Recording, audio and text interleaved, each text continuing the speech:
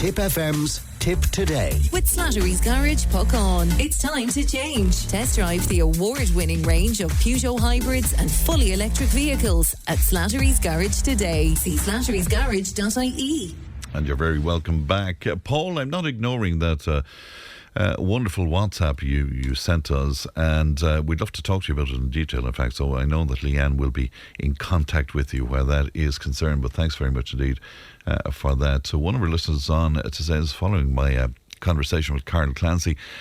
Fran, we would have been lost without the help of South Tipperary Hospice. They're walking angels on earth. They guided us for nearly 5 months. Their care and compassion goes way beyond the cause of duty, and you would think the government should fund this charity. Do you know, it always surprises people to find out that hospice is not funded at all, completely dependent on fundraising. And somebody else saying, Fran, Christians have been fasting for millennia here. Well, it's part of many organised religions, the notion of fasting. That chap thought he was helping too, I'll bet, when he took the jabs. Now he has, that's Frank in Thurles going into a different topic that I'm sure we will get to again at some other stage. But right now, I'm glad to be joined by Orthopedic Consultant at Aut-Even in Kilkenny, Mr Stuart Edwards. Good morning to you, Stuart. Morning, Fran. And good to talk to you today. Lots of questions in for you, and some left over from last time round as well. Somebody wondering about the best treatment options for chronic ACL injuries that haven't healed with therapy. ACL injuries? Yeah, the ACL is your anterior cruciate ligament. It's one of the ligaments in the knee. There's two of them, and they cross over. That's why they're called cruciate ligaments, and they provide stability to your knee that stops your tibia moving forward on your femur, so your leg bone on your thigh bone. It's a very common sports injury. It's normally a soccer, GAA or rugby injury where your foot is stuck in the ground and it twists and you sustain a rotational injury to the knee. If it's a chronic ACL injury and it's in a patient who doesn't play sports anymore, there's no absolute requirement for reconstruction. It's only if their knee is giving way on a constant basis would you then consider it. And sometimes it's associated with arthritis in the knee, and when arthritis develops in the knee, you may not proceed with an ACL reconstruction because you're there to allow for stability and try and prevent the arthritis developing in the years ahead. So physiotherapy is the mainstay of treatment, and then considering ACL reconstruction with a surgeon. And is there chronic pain from that? If you're not playing your sport, if it's post your sporting career, is there chronic pain from that, Stuart? Not from a chronic ACL injury per se, but if they've developed degenerative changes in the knee or arthritis in the knee, then you could develop pain. The most common symptom is instability. Interesting. All right. Another listener wondering, how can I manage knee osteoarthritis to delay the need for knee replacement surgery? Yeah. So conservative treatment is normally the mainstay of treatment is weight loss, really helps the knee. We know that 6 to 8 times your body weight and force goes across the knee joint on a deep squat. So 1 pound in weight loss is half a stone off the knee in force. So weight loss is a real big thing. Strengthening your hamstrings and your quadriceps muscles improves like the suspension system for the knee. So that's very good. Some over-the-counter analgesia, painkillers, icing and heat, and a walking aid. Those are the basic ways to try and prevent moving on to surgery for knee arthritis. The next stage would be to try injection therapy with a special gel that goes in the knee with a cortisone, and that can keep patients going for many years sometimes, actually, especially if it's mild or moderate wear and tear. But if it's severe arthritis and you're in agony and you can't cope with it anymore, then a knee replacement normally is the mainstay for treatment. Somebody else wondering, what are the signs that my meniscus tear requires surgical intervention? Have I the right pronunciation of that? Meniscus? Yeah, brilliant. That was perfect, Fran. Yeah. So your meniscus in your knee is like a shock absorber. You can call it cartilage, but when you call it cartilage, there's different types of cartilage in the knee. So we try to call it a meniscus to differentiate between the two. So it's a shock absorber in the knee. It's a C-shaped cartilage in the knee that aids in stability and aids in joint loading. So it's there to prevent you sort of developing degenerative changes in the years ahead. The normal symptom for an unstable meniscal tear is called locking to the knee, and locking is whereby your knee suddenly sticks in flexion and you can't extend the knee, so it locks, and you have to bend the knee and wiggle it to get the knee out straight.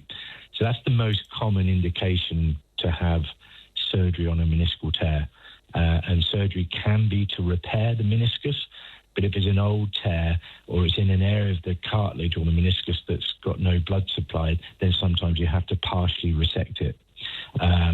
But locking is the most common symptom, or pain at the back of the knee when you do a deep squat, or when you fully extend your knee out, you get pain on the inside or outside back part of the knee. So many questions. And how effective, a lot of people in pain out there, obviously, Stuart. Yeah, absolutely. How effective are minimally invasive procedures like knee arthroscopy for repetitive knee pain? Does that make sense to you? Yeah. Knee arthroscopy is keyhole surgery to the knee. That's how you'd normally do the meniscal surgery with keyhole surgery. Many years ago, you did open operations, but I haven't seen that done in the last 20 years. So it's all done by minimally invasive or arthroscopic surgery. And it's the mainstay of treatment for knee surgery now for sports injuries and stuff. Its success is very much dependent on the indications for doing the surgery. So if we know now, and it's very, very strong in the literature, that keyhole surgery or arthroscopic surgery for knee arthritis is normally a waste of time. Unfortunately, it's still being done around the world, but the literature says that you shouldn't do it because it doesn't really help. It might give you symptom relief for a few months, but you're not repairing anything. When the cartilage is wearing down on the bone, keyhole surgery can't put it back on again. All you're doing is giving it a wash and a brush up. And that really doesn't work. And there's been lots of studies to show that doesn't work. So keyhole surgery for arthritis, established arthritis, doesn't work. Keyhole surgery for meniscal tears is very effective in young patients that have locking in the knee. And keyhole surgery to assist you do an ACL reconstruction for the ACL ruptures is very good. So they're the mainstay for the treatment with keyhole surgery, how effective it is. It's very interesting. What are the treatment options for chronic ankle instability? I've had multiple sprains. This is one of our listeners. Not my absolute area of expertise, but I can answer the question. If you've got chronic instability where the knee is subluxing or dislocating, coming out of joint all the time and twisting and you're falling over, the mainstay for treatment, if you've tried physiotherapy and special wobble board exercises to retrain the muscles and the ligaments and tendons around the ankle, then mainstay of treatment would be to have a ligament reconstruction where you can use a ligament that's not, or a tendon that's not really used in the lower leg, and you can reroute it and you can reconstruct the ligament that's gone. That's why you have the instability. So surgery can be helpful in those rare instances where it's just continually subluxing and giving way. And just in addition to that, it might seem like a stupid question, but can you do anything about the ankle bone? There's no question of replacement there or anything, is there? There is, actually, Fran. There are ankle replacements out there. They're not as successful as hip and knee replacements because it's such a small joint with such huge forces across it. They do tend to wear out sooner than a hip or a knee. They're very, very effective in rheumatoid arthritic patients that don't mobilize that much but have a chronic pain in their ankle, and they tend to last longer in those patients. But in a big burly farmer who's got arthritis in his ankle joint who wants to keep on farming, normally one would fuse the joint rather than replace it because the replacement wouldn't last very long. It seems to be a day for ankles because somebody's wondering about severe ankle osteoarthritis as well. Is that? Yeah. So again, going back to the previous question, severe osteoarthritis in the ankle, you get stiffness, pain. You find it very difficult walking on uneven surfaces, and you find it very difficult ambulating at all when it gets really severe. And the only real main treatment for that is to fuse the ankle. Now, patients sort of get a bit scared when they hear about that. But the reason you have pain is because you've got the arthritic joint rubbing on each other, and that gives the pain. So when you fuse that joint, the pain goes. It's very effective in treating the pain. You still have some degree of movement because the rest of the foot has movement in it, so it's not completely rigid. And patients can function extremely well after having an ankle fusion, though it does take 3 months or so to get over the real initial phase of it. And just a final one, if you would. My son has persistent hip pain. He's a young adult, and I'm wondering, could he need hip replacement? That seems a bit premature, does it? Yeah, probably very premature. There are other conditions around the hip that can cause pain. You can have a tear to the labrum, which is the cartilage that surrounds the socket. That can give pain. You can have impingement, where when the femoral head is rotating in the socket, it can catch. So you can, in the right indications, perform hip arthroscopic surgery. Now, people don't really know much about it, but it's been out for many years and decades now. In the right individual, hip arthroscopic surgery in a young patient can be very useful to repair that labral tear or to resculpture the area of impingement in the femoral head and neck where it's catching. And you need a specialist MRI scan for that, where they inject a dye in the hip and do the MRI. So there are options. We avoid a hip replacement at all costs unless we absolutely have to in a young patient, because they only last 10, 15 years. Stuart, pleasure, and thanks for your time as always. Thank you, and happy Christmas, by the way, if we're not talking again. Thank you. Good morning to you. That's Mr. Stuart Edwards there, Orthopedic Consultant at Aut-Even in Kilkenny, 1800 938 007. Now, that pilot initiative involving issuing tasers to 128 frontline uniformed Gardaí, and the scheme will be implemented in Dublin Central, Waterford and Kilkenny. Now, Emily from the Irish Council for Civil Liberties joined us on the show last week, and she expressed concerns, to say the very least, about the development. But former Garda and former GRA rep, in fact, for Tipperary, Tom Finnan, joins me now. Good morning to you, Tom. Morning, Fran. Good to talk to you today. Tasers, Tom, is that something you would have advocated back in the day? Yeah, Fran, the guards on the front line are looking for that for the last 10, 15 years as a matter of their own security when they go to incidents. Nowadays, when you get a call, you don't know what you're going to find. So to have that on your waist, trained properly and used properly, is a great device. I'm trying to remember back, Emily, when she was talking to me from the Council of Civil Liberties, she thought it would change the face of policing in Ireland, particularly the notion of community policing, even to just see the taser there as part of the uniform. Tom, do you see anything in that? No, Fran. If it's on the uniform, it's there for use, correct use, and those people shouldn't have any fears. And if it is used, it's used for the proper purposes of protecting the member and the public. And alongside the body cameras and all of that now, you think these are good moves? Oh yeah, badly needed, Fran, because when a court case arrives afterwards, there's more evidence there to prosecute and put those people that need to be put away. Yeah, I'm just Leanne just put up the notes of what Emily said to me. She said giving tasers a frontline Gardaí is a step change from the tradition, and it's been done at speed without presenting the evidence which the Minister and Garda Commissioner feels warrants their introduction. But your experience, Tom, would say that, yeah, it does warrant the use of tasers. Oh, it does, friend. The amount of members out injury on duty as a result of assaults and not having the correct protective devices that they need to look after themselves in an incident where they're set upon. They need these devices for their own protection of others and the public in general. Yeah, she said as well that, between pepper spray and batons and the like, that the Gardaí had enough to combat these issues that you referred to, Tom. No, friend, there's never enough. you're there in a room at the moment and your devices are always upgraded. So why not upgrade what guards need? You know, if you need a new microphone, you'll get a new microphone state of the art. So you think it's the least that the people on the front line deserve? Oh yeah, for their own protection, friend, because they're going out doing a day's work, and some of them don't come home. They go to a hospital, or they might be in a bed waiting for surgery.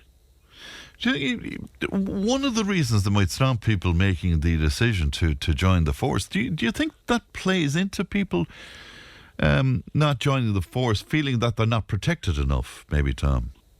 Of course, friend, yeah. Without a doubt, because when I joined first, all I had was a baton, wooden baton. You know, that was in the 90s. But we've gone a long way since then. And these devices are needed, whether it is pepper spray, the taser, they're needed. If they weren't needed, friend, they wouldn't be brought into operation by Garda management at senior levels.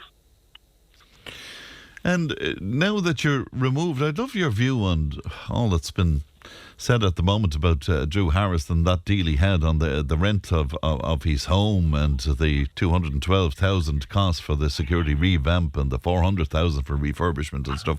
What do you make of that from your remove, Tom? Shocking news, friend. He went for interview in 2017, 2018 for the job. So did other members of Garda Síochána, whether it was Garda members or other outside organisations. Were they informed of free accommodation? You know, these people might have cases to take against the recruitment. Do you think so? Yeah. Yeah, I think so. Like, if you're going for a job, everything should be on the table. Yeah, they said now, obviously he was coming in from outside of the state, so he didn't have accommodation here, maybe like the new commissioner has. Fine, if anyone comes into this country and they're looking for a job and they get it, they have to supply their own accommodation, whether it is industry or high tech or whatever.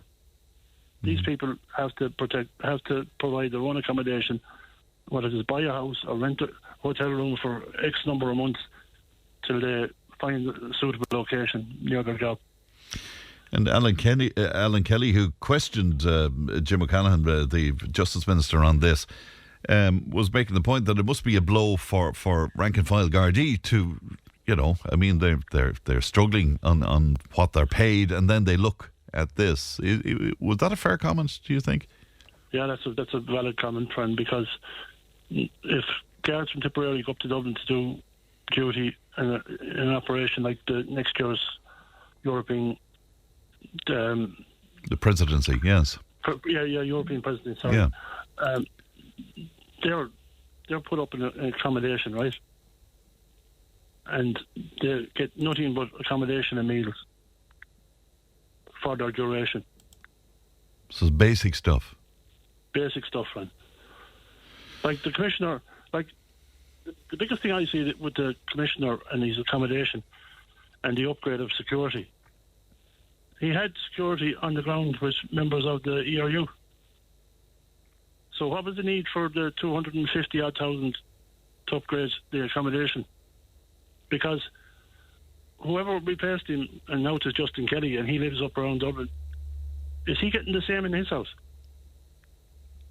We don't know. I mean, I don't know. Well, it's a question that should be asked and answered by the Minister for Justice. Because... but I'm sure you wouldn't disagree with proper security measures around a Garda commissioner who could, I suppose, be a target. No, friend, I wouldn't. I wouldn't give out about it, friend. But all I'm saying to you is, what's good for the goose is good for the gander. Yeah. Like Justin Kelly should get the same to his house for his family.